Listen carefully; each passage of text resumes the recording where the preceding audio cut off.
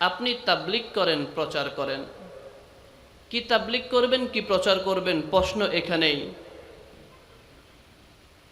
আল্লাহ তার রসুলকে বলেছেন আপনি তাবলিগ করবেন, প্রচার করবেন আপনার রবের পক্ষ থেকে যা কিছু নাজিল হয়েছে। কথা বলেন ঠিক কিনা? এ মুসলমান মহান মালিক যদি এতটুকু বলে সমাপ্ত করতেন, তাহলে আজকে বাংলা থেকে শুরু করে পশ্চিম বাংলাদেশের এক প্রান্ত থেকে অন্য প্রান্তে কত হাজার হাজার বক্তা আলেম পাওয়া যায়। মহান মালিক বলেছেন কোরআন, এবং কোরআন থেকে আল্লাহ তাআলা যা কিছু নাজিল করেছে সেই কথাগুলাই বলতে হবে। আর এই জাতিকে যুগের পর যুগ এক ধরনের টুপিওয়ালা পাঞ্জাবিওয়ালা যুগের পর যুগ বছরের পর বছর হাজার বছর ধরে এমন কিছু শিখিয়েছে যেটা মানুষকে কোরআন ও হাদিস থেকে দূরে সরিয়ে নেয়। ঠিক কিনা? আপনারা কথা বলতে হবে আমার সাথে। আমি শুধু একা কথা বলবো, আপনারা চুপ করে বসে থাকবেন, সেটা কিন্তু হবে না। বলবেন তো ইনশাআল্লাহ? তাহলে আল্লাহ তাআলা বলেছেন কি, ইয়া আইয়ুহার রাসূল বাল্লিগ মা উনসিলা ইলাইকা মির রাব্বিক। রাসূল আপনি তাবলীগ করেন। তাবলীগের তো আবার ধরন আছে। এখনকার মানুষ তাবলীগ মনে করে এই পিঠের মধ্যে ব্যাগ নিয়ে হাড়ি পাতিল নিয়ে মসজিদে মসজিদে থাকা, মনে করে এটাই তাবলীগ। ঠিক না? কথা কয় না? ঠিক না? ওরা তাবলীগ মানে কি শিখায়? ওরা মসজিদে থাকে আর খায়, মসজিদের ইলেকট্রিসিটি ব্যবহার করছে, মসজিদের ভিতরে খাচ্ছে। যাই হোক, যারা যারা মসজিদে খাক সেটা আমাদের সমস্যা না, কষ্ট লাগে। এরা মানুষকে আকীদা শিখায় না, এরা মানুষকে হাদিস শিখায় না, এরা মানুষকে কোরআন শিখায় না, এরা মানুষকে সুন্নাহ শিখায় না। ফাজাইলে আমল নামক একটা বিভ্রান্তকর কিতাব, একটা যেই কিতাবের মধ্যে কোরআন ও সুন্নাহর বিরোধী হাজার হাজার বক্তব্য আছে। এই ফাজাইলে আমল তাদের একমাত্র গ্রহণযোগ্য কিতাব। এরা কোরআন হাদিসকে মাইনাস করে ফাজাইলে আমল দিলে দিনের পর দিন এই জাতিকে গুমরাহ করছে। ঠিক কিনা? এদের সংখ্যা বিশাল হতে পারে। বড় বড় আল্লামা তাদের দলে যোগ দিতে পারে। বড় বড় আল্লামা তাদের দলে, বড় বড় টুপিওয়ালা পাঞ্জাবিরা পাঞ্জাবি পরে তাদের দলে তাদের মাঠে বক্তব্য দিতে পারে। কিন্তু আমাদের দাবি হলো, ইতিহাস কি বলছে? এই জাতিকে যুগে যুগে যারা বিভ্রান্ত করেছে, এই বাংলার জমিনে ভারত উপমহাদেশে যুগে যুগে যারা শিরক বেদাত চালু করেছে, এরা কেউ সাধারণ মানুষ নয়। ইতিহাস বলছে এই ভারত উপমহাদেশে যত শিরক বেদাত চালু হয়েছে সবগুলো ভণ্ড টুপিওয়ালাদের কারণেই সৃষ্টি হয়েছে। সুতরাং টুপিওয়ালা দেখলেই পাগল হয়ে যাবেন না, সাবধান থাকতে হবে।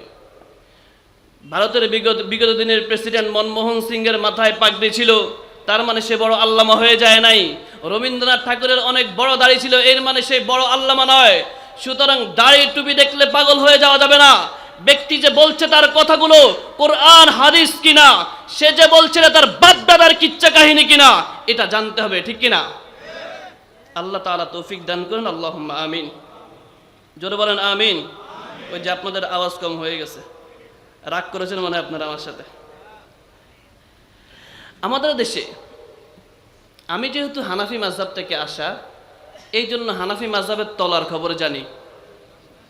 ঠিক না? তলার খবর জানি, এই জন্য কিছু বিষয় বলি। আমরা মাযহাবী ভাইদের সাথে বিদ্বেষ পোষণ করছি না, যদিও আমাদের কথা তাদের বিরুদ্ধে চলে যায়। আমাদের কথা তাদের বিরুদ্ধে চলে যায়, যেতেই পারে। হাজার হাজার হুমকি আমার বিরুদ্ধে আছে, আমাকে যেখানেই পাবে সেখানেই মেরে ফেলবে। বহুত মাহফিল বন্ধ করে দিয়েছে, বহুত জায়গায় আমি মাহফিলে গিয়েছি, খুতবায় গিয়েছি, সেখানে আমাকে খুতবা দিতে দেওয়া হয় নাই, মাহফিল করতে দেওয়া হয় নাই। কর্তৃপক্ষ নীরবে আমাকে অন্য জায়গা দিয়ে পাঠিয়ে দিয়েছে। এমন ঘটনা ঘটেছে, আমাকে মেরে ফেলবে, বহুত হুমকি হচ্ছে।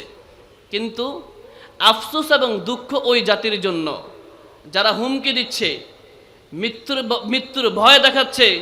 ওরা তো জানে না,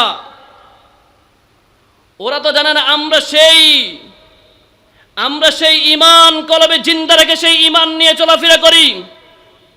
ঘর থেকে যখন বের হই তখন এই নিয়তে বের হই, রাস্তাঘাটে যে কোনো জায়গায় যে কোনো অবস্থায় মৃত্যুবরণ করতে পারি, প্রত্যেকটা সেকেন্ডে মৃত্যুর জন্য প্রস্তুত থাকে ইনশাআল্লাহ। এ মুসলমান, তবে আফসোস হানাফি ভাইদের জন্য, যতদিন পর্যন্ত আমি বেঁচে থাকবো ততদিন পর্যন্ত হানাফি মাযহাবের বিভ্রান্তকর বিষয়গুলো নিয়ে কথা বলবোই ইনশাআল্লাহ। তাদের যে বিভ্রান্ত কিতাব আছে, বিভ্রান্ত কিতাবগুলিতে বিভ্রান্তকর হাজার হাজার ফতুয়া আছে। তাদের একটা মুখতাসরুল কুদি নামক একটা কিতাব রয়েছে, এই কিতাবে 12,000 মাসালা আছে। আল্লাহকে সাক্ষী রেখে বলছি, দায়িত্ব নিয়ে বলছি, এই কুদুরি কিতাব, এই হানাফি মাযহাবের কুদুরি কিতাব 12,000 মাসালা আছে। ইমাম আবু হানিফা 150 হিজরিতে মৃত্যুবরণ করেছেন। এই কিতাবটা 278, ওনার মৃত্যুর 278 বছর পরে লেখা হয়েছে। একটু বুঝেন, ইমাম আবু হানিফা মৃত্যুবরণ করেছেন 150 হিজরিতে। এই ভাই এই যে কুদুরি কিতাব, তিনি কুদুরি কিতাব রচনা করেছেন 278 হিজরিতে, প্রায় 278 বছর পরে। হানাফি মাযহাবের অন্যতম গ্রহণযোগ্য একটি কিতাব হলো হেদায়া। আমি কিছুদিন পূর্বে হেদায়া কিতাব নিয়ে চ্যালেঞ্জ দিয়েছি। হেদায়া কিতাবের বিভিন্ন বিভ্রান্তকর মাসআলাগুলো নিয়ে কথা বলছি। আমাকে চতুর্দিক থেকে থামিয়ে দেওয়ার চেষ্টা করা হয়েছে। আমার ওস্তাদরা ফোন দিয়ে বিভিন্ন রকমভাবে আমাকে শান্ত করেছে, বা যাই হোক, বিভিন্ন রকমভাবে তারা আমাকে বলছে না, হেদায়া কিতাবের বিরুদ্ধে কোনো কথা বলা যাবে না, হেদায়া কিতাবের বিরুদ্ধে কথা বলা যাবে না, এটা বড় কথা নয়। হেদায়া কিতাবের মধ্যে যদি, হানাফিদের আপনাদের প্রধান কিতাব হেদায়া কিতাবের মধ্যে যদি কোরআন হাদিস বিরোধী বক্তব্য থাকে, সেটা আমি বলবোই ইনশাআল্লাহ। জাতির সামনে মুখোশ উন্মোচন করতে হবে। আরে এই জাতি জানে না, এই জাতি জানে না, কারণ হেদায়া কিতাব নামে, হানাফি মাযহাবের মূল কিতাব হেদায়া কিতাব নামে এই জাতিকে যেই কিতাব বছরের পর বছর খাওয়ানো হচ্ছে, সেই কিতাবের মধ্যে কোরআন হাদিস বিরোধী হাজার হাজার বক্তব্য আছে।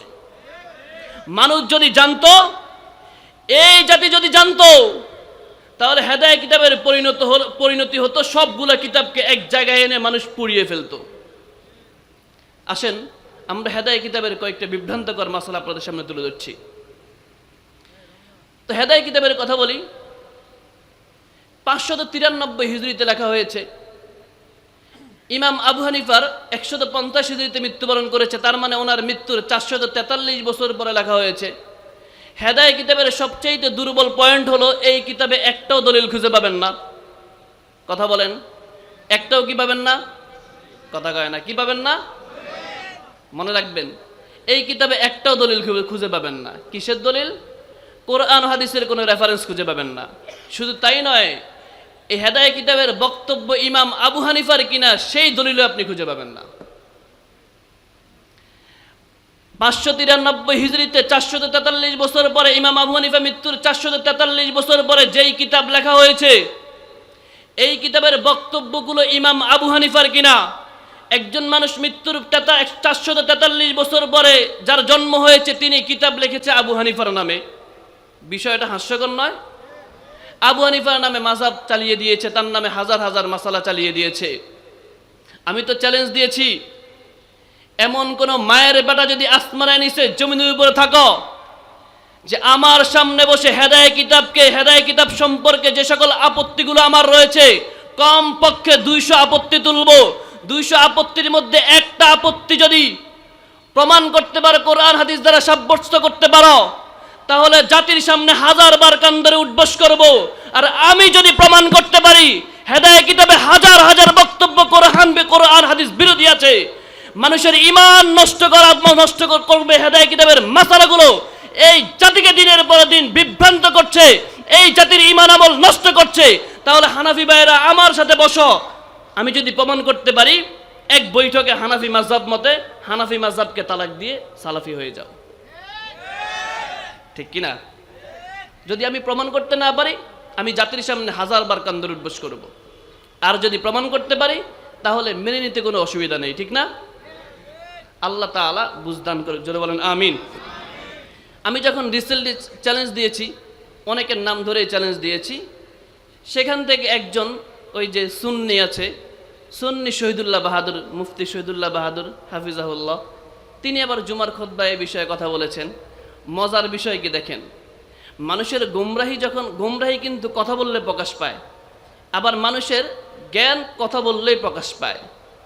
এই ভাই, এখন আমি জানি না আপনাদের এই অঞ্চলে আছে কিনা, আমাদের অঞ্চলে যদি পুরুষ চুরি করে তাহলে তাকে চোর বলে, ঠিক না? আর যদি নারী চোর ধরা খায় তাহলে কি বলে? সুন্নি বলে। তাহলে ওরা সব নারী চোর, ঠিক না?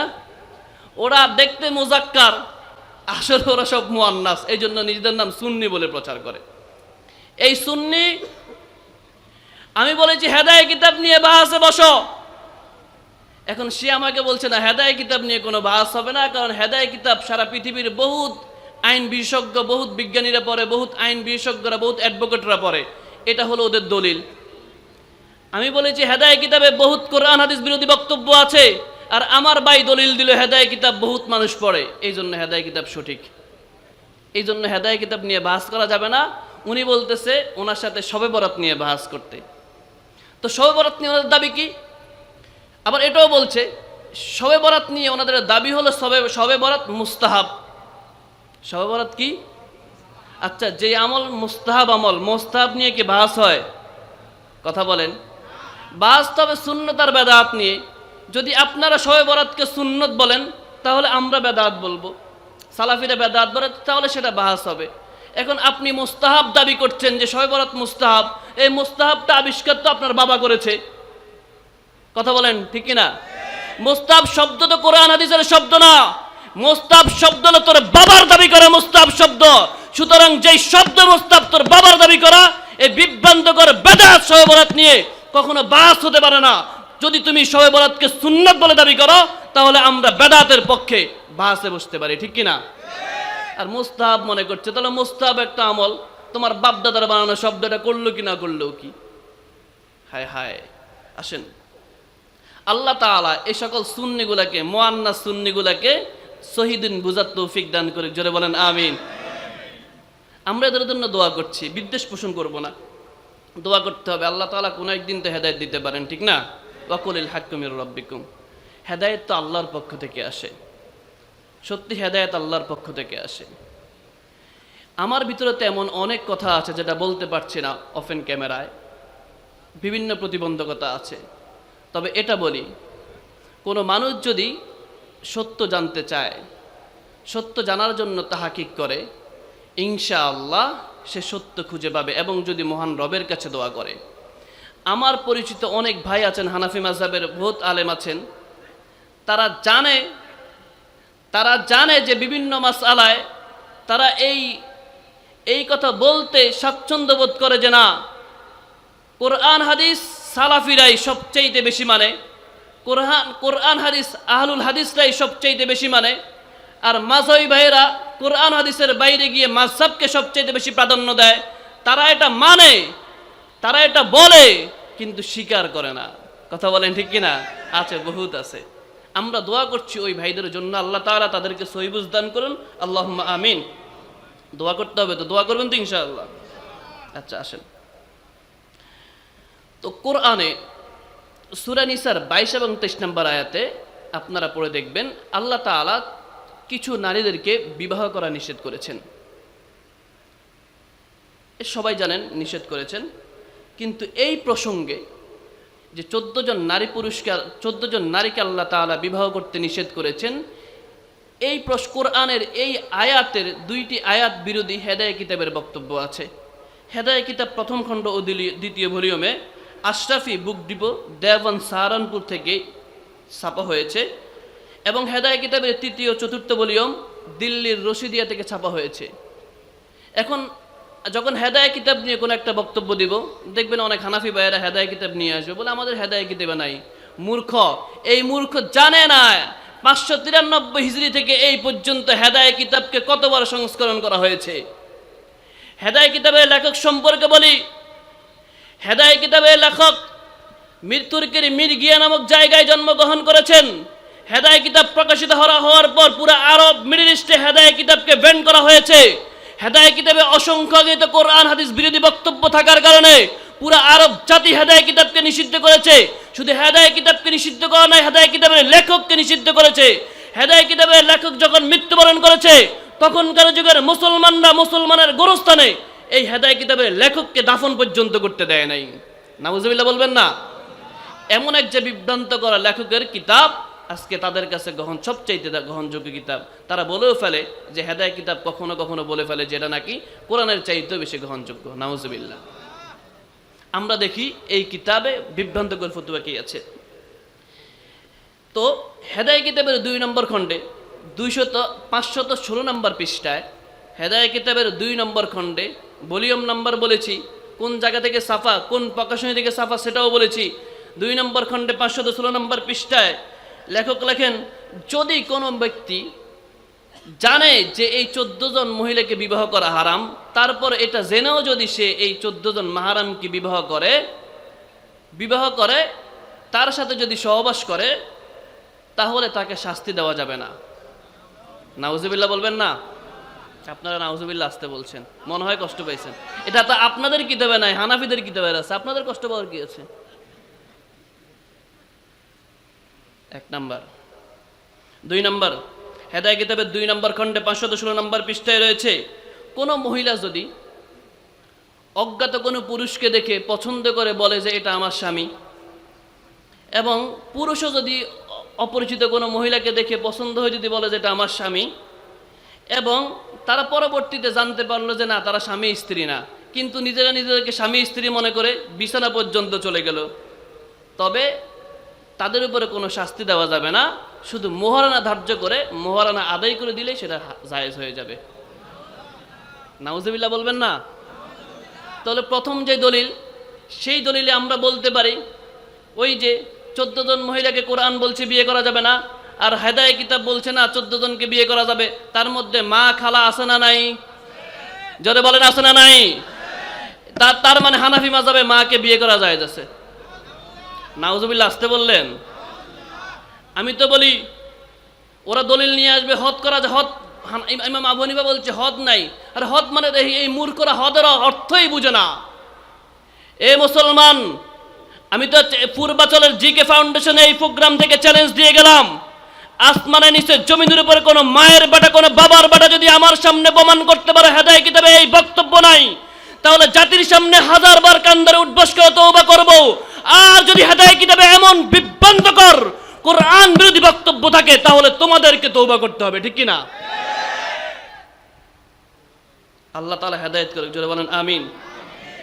হেদায় কিতাবের 2 নম্বর খণ্ডে 518 নম্বর পৃষ্ঠায় আছে, কেউ যদি কোনো মহিলাকে, কোনো পাগল মহিলা বা কোনো মহিলা যদি কোনো পাগল পুরুষকে পুষলায়, পুষলানো তো বুঝেন, পুষতে যদি তার সাথে অপকর্ম তো বুঝেন, সেটা আর ভেঙ্গে বলা যাবে না, সবাই বুঝেন। আপনারা সবাই আমার চাইতে অনেক চালাক, ঠিক না? ওই সবাই বুঝে গেছে। যুবকরা মুসমুসি হাসতেছে, এটা আপনাদের কিতাবে নাই তো ওদের কিতাবে আছে। তো কি আছে? 2 নম্বর খণ্ডে 518 নম্বর পৃষ্ঠায় আছে, কেউ যদি কোনো পাগলকে পুষলিয়ে, ছেলে হোক মেয়ে হোক, তার সাথে সহবাস করে, তাহলে এই কিশোর এবং কিশোরীকে শাস্তি দেওয়া যাবে না। নাউজুবিল্লাহ বলবেন না? তার মানে রাস্তাঘাটে আমরা মাঝে মধ্যে দেখি যতগুলো পাগল প্রেগনেন্ট হয় সবগুলো এরা করছে, ঠিক না? মাঝে মধ্যে আপনারা দেখেন না, বহুত পাগলের বাচ্চা হয়, আপনারা জানেন না? সবাই জানে, কিন্তু এখন বলবে না। মাঝে মধ্যে আপনারাই তো ফেসবুকে পোস্ট দেন যে কে এই আকামটা করলো রে, তাহলে আপনারা বুঝছেন তো এই আকামগুলা কারা করে। আল্লাহ তাআলা এদেরকে হেদায়েত করুক, জোরে বলেন আমিন। আরো এমন অনেক কথা আছে।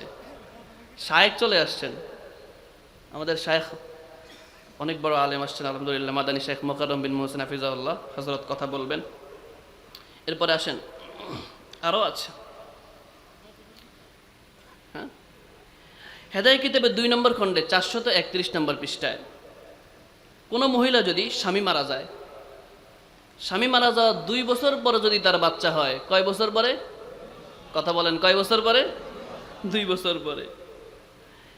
তাহলে 2 বছর পরে বাচ্চা হয়েছে, 2 বছর আগে স্বামী মারা গেছে, তাহলে এটা বুঝতে হবে ওই যে লোকটা মারা গেছে তার সন্তান।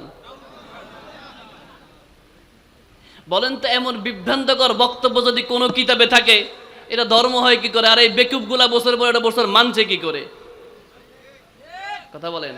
আর যেই লেখক এই সকল বক্তব্য লিখছে, ওর মাথায় কি মগজ আছে না গোবর আছে? এখন এমন হাজারো বক্তব্য আছে, এখন আমাকে প্রশ্ন করে মাযহাব ছাড়লেন কেন? আর এমন হাজার হাজার বক্তব্য আছে, এমন হাজার হাজার, শুধু কি হেদায় কিতাবে, কুদুরি কিতাবে আছে? ফতুয়ায় স্বামী তো এখনো পর্যন্ত ধরিই নাই। ফতুয়া স্বামীতে হাজার হাজার বক্তব্য আছে, এবং ফতুয়ায় আলমগীরির তো একেবারে অবস্থা আরো খারাপ। এই সময় একটা একটা কিতাবকে ধরে ধরে পোস্টমর্টেম করতে হবে ইনশাআল্লাহ। আল্লাহ তাআলা আমাকে হায়াত দান করুক, যারা বলেন আমিন। প্রত্যেকটা কিতাবের পোস্টমর্টেম রিপোর্ট জাতির সামনে পেশ করবে ইনশাআল্লাহ। সুতরাং আমরা ডক্টর আসাদুল্লাহ আল গালিবের সুরে বলতে চাই, এই দেশের বহুত সূর্য সন্তান রয়েছে। আজ থেকে 20 বছর 50 বছর আগে এই জমিনে আহলে হাদিস সহিহ আকীদার দিন প্রচার করতে গিয়ে যারা রক্ত ঝরিয়েছে, যারা রক্ত ঝরিয়েছে, জীবন দিয়েছে, হাজার ত্যাগ তিতিক্ষা করেছে, আমরা তাদেরকে স্মরণ করে তাদের সুরে বলতে চাই, এই বাংলাদেশে 50 বছর আগে আহলে হাদিসের অনুসারী যত ছিল এখন তার চাইতে কম না বেশি? মাদ্রাসা কম না বেশি? মসজিদ কম না বেশি? 50 বছর পরে কম হবে না বেশি হবে? ইনশাআল্লাহ, ইনশাআল্লাহ। আমরা জাতির সামনে এই সকল বিভ্রান্তগুলো হাজার হাজার বক্তব্য জাতির সামনে পেশ করবে ইনশাআল্লাহ।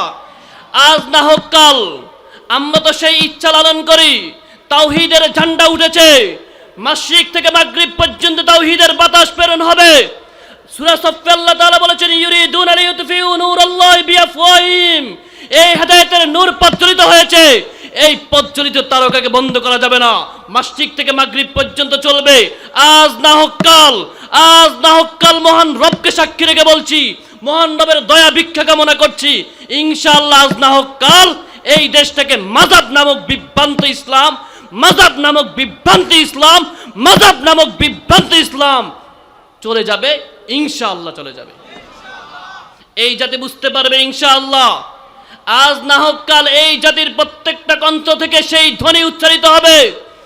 আজ না হোক কাল বাংলার প্রত্যেকটা ঘর থেকে সেই ধ্বনি উচ্চারিত হবে যে এই দেশে একদিন মাযহাব ছিল, এখন প্রত্যেকটা ঘরে ঘরে, প্রত্যেকটা গ্রামে সহিহ আকীদা পৌঁছে গেছে ইনশাআল্লাহ। আল্লাহ তাআলা কবুল করুক, জোরে বলেন আমিন। সময় কেমন আছে না শেষ? 2-3 মিনিট আছে। যাই হোক, শায়েখদেরকে কষ্ট দেওয়া যাবে না। আচ্ছা, আরো বলি, এমনকি আরে ভাই কতক্ষণ কত শুনবেন? এমন আমি আপাতত হেদায়েত কিতাব থেকে 200 নোট করেছি, বলছি মাত্র কয়টা? কথা বলেন কয়টা? আরো 197টা আছে। তাহলে শায়েখরা সব বয়ান করে চলে যাক, বয়ান যখন বক্তব্য যখন শেষ হয়ে যাবে তখন আমি বসবো, ঠিক না? একটা একটা করে 2টা বলবো, আপনারা থাকবেন তো ইনশাআল্লাহ? আপনারা থাকেন, আমি চলে যাবো মিয়া। কালকে খুতবা আছে, ওই জায়গায় খুতবা যাওয়া লাগবে না? আচ্ছা আসেন আরো বলি। হেদায়েত কিতাবের 2 নম্বর খণ্ডে 430 নম্বর পৃষ্ঠায় আছে, কোনো স্বামী যদি তার স্ত্রীকে 1 তালাক দেয় কিংবা 2 তালাক দিল, তারপর দেখা গেল 1 তালাক 2 তালাক দিয়ে তারা বিচ্ছিন্ন হয়ে গেল, তারপর দেখা গেল যে তারা ওই মহিলার, তালাকপ্রাপ্ত মহিলার 2 বছর পরে সন্তান হলো। কয় বছর পরে? বুঝেন বুঝেন, কয় বছর পরে? 2 বছর পরে সন্তান হলো। তাহলে এই সন্তানের বাবাকে, তাহলে মাসালা হলো, হানাফি মাযহাবের মাসালা হলো, এই সন্তানের বাবা হলো 2 বছর আগে যেই লোক তালাক দিছে ওই লোক। নাউজুবিল্লাহ বলবেন না? চিন্তা করছেন? বলেন তো মাথায় কি আছে? গোবর না? গোবর না মজক? কথা কয় না, গোবর না মজক? আচ্ছা আসেন, সমাজে হিল্লা বিয়া আছে না? হিল্লা বিয়া হালাল না হারাম? যারা বলেন হালাল না হারাম? বাংলাদেশে হিল্লা বিয়া নিয়ে হানাফি হুজুররা যা করে, হায় হায় হায় হায়। ওই একজন তো বলে হিল্লা বিয়ে করে মসজিদে দেরি সহ্য হয় নাই, মসজিদের সিঁড়ির মধ্যে শুরু করে দিছে। আপনারা শুনছেন না? এই সকল কুলাঙ্গারদেরকে কি করা উচিত? না না, আঘাত করা, মারধর করা উচিত না, তাদেরকে সসম্মানে বিদায় করে দেওয়া উচিত, যাতে বুঝবে হিল্লা বিয়ে নামক যে পদ্ধতি, অপপদ্ধতি সমাজে হানাফিরা এটা চালু করেছে। হানাফিরা কোরআন হাদিসে নাই, নিজেদের সুবিধার জন্য। এই জাতির, মুসলমান, এই হানাফি ভাইয়েরা, আপনাদের একজন ভাই দিলে দরদ নিয়ে বলছি, দিল খোলা দরদ নিয়ে আপনাদের কাছে মেসেজ দিচ্ছি, হিল্লা বিয়ে নামক যে বিভ্রান্ত মাসালা, হানাফি মাযহাবের কিছু বিভ্রান্তকর টুপিওয়ালারা, কিছু ভণ্ড হুজুররা, টুপিওয়ালারা হিল্লা বিয়ে নামক এই পদ্ধতি সমাজে চালু করেছে আপনাদের মা, আপনাদের বোন, আপনাদের নারীকে ভোগ করার জন্য। সুতরাং সাবধান হতে হবে। আল্লাহ তাআলা হেফাজত করুক, জোরে বলেন আমিন।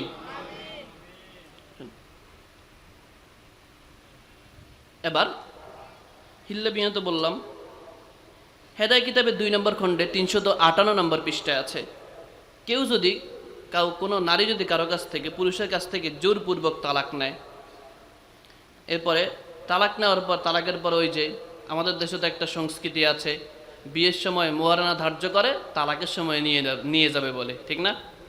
আচ্ছা, এরপর কেউ যদি এই তালাকের, একটা মহিলা জোরপূর্বক তালাক দিয়ে টাকা নিয়ে নিল, এরপর এই মহিলা আবার এই টাকা নিয়ে গেল, রাস্তা দিয়ে যাওয়ার সময় ওই পূর্বের স্বামী যদি তারে জোর করে আবার অস্ত্র ঠেকিয়ে তার কাছ থেকে এই টাকা নিয়ে যায়, তাহলে টাকা হালাল হয়ে যাবে। নাউজুবিল্লাহ বলবেন না? মাদক দ্রব্য সম্পর্কে হানাফি মাযহাবের ফতোয়া কি সেটা শুনবেন? মাদক দ্রব্য হালাল না হারাম? হানাফি মাযহাবে কিন্তু হালাল। হেদায়ে কিতাবের 480 নম্বর পৃষ্ঠায় আছে, হেদায়ে কিতাবের প্রথম খণ্ডে 480 নম্বর পৃষ্ঠায় আছে, আবু হানিফা বলেন সকল প্রকার মাদক দ্রব্য, সকল প্রকার মাদক দ্রব্য হালাল। নাউজুবিল্লাহ বলবেন না? হেদায়ে কিতাবের 4 নম্বর খণ্ডে 481 নম্বর পৃষ্ঠায় আছে, কেউ যদি, আবু হানিফা বলেন, কেউ যদি গম, জব, ভুট্টা, মদ এগুলা দ্বারা যদি মদ বানায় এবং সেই মদ যদি পান করে, তাহলে সেটা হালাল হবে। নাউজুবিল্লাহ বলবেন না? এমন হাজার বক্তব্য আছে।